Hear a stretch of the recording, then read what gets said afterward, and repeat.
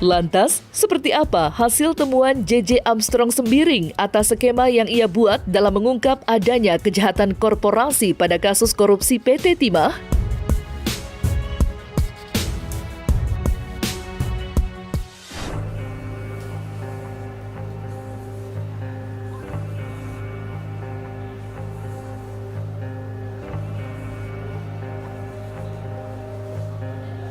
Kurang puas juga ya saya ya melihat dari perkembangan yang terjadi sampai sekarang ini.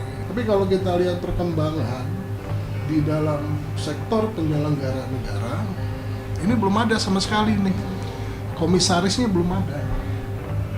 Paling-paling di sini yang hari ini kita tampilkan itu baru dinyatakan tersangka itu adalah direksi dengan kepala dinas ya, ex-kepala dinas. Nah, padahal kita tahu kalau di dalam undang-undang perseroan ya, kesalahan direksi itu tidak lepas juga terkait dengan irisan dengan komisaris. Karena di sini komisaris di dalam undang-undang perseroan salah satu tugasnya itu memberikan advice atau memberikan saran nasihat kepada direksi. Jadi kalau direksinya pada implementasi atau pelaksanaannya ada melanggar hukum ya, tentunya kita patut pertanyakan juga ini mengenai tentang eksistensi komisarisnya. Nah, karena di sini hari ini yang ditampilkan masih belum ada posisi direksi dari pihak penyelenggara negara, maka saya masih bertanya-tanya, belum seluruhnya gitu loh. Nah, padahal kita tahu ini kan kejahatan koperasi, ini kejahatan koperasi.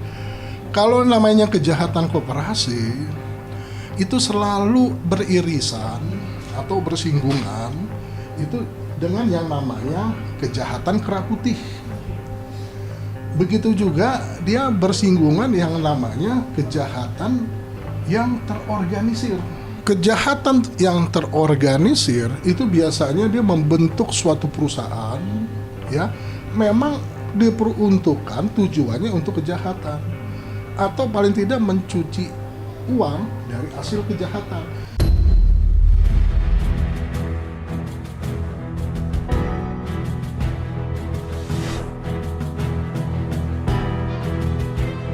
Kejahatan korporasi dalam kasus korupsi PT Timah yang telah merugikan negara tidak hanya dari aspek ekonomis, tetapi juga ekologis, berupa kerusakan lingkungan yang luar biasa. JJ Armstrong Sembiring berharap perusahaan yang terlibat dalam kasus korupsi tersebut agar dibubarkan. Berkaca dari kasus hukum yang terjadi di Amerika dan Eropa, jika ada kasus kejahatan korupsi yang luar biasa, maka tidak hanya pelakunya yang dihukum, tetapi juga perusahaannya juga tidak luput dari hukuman.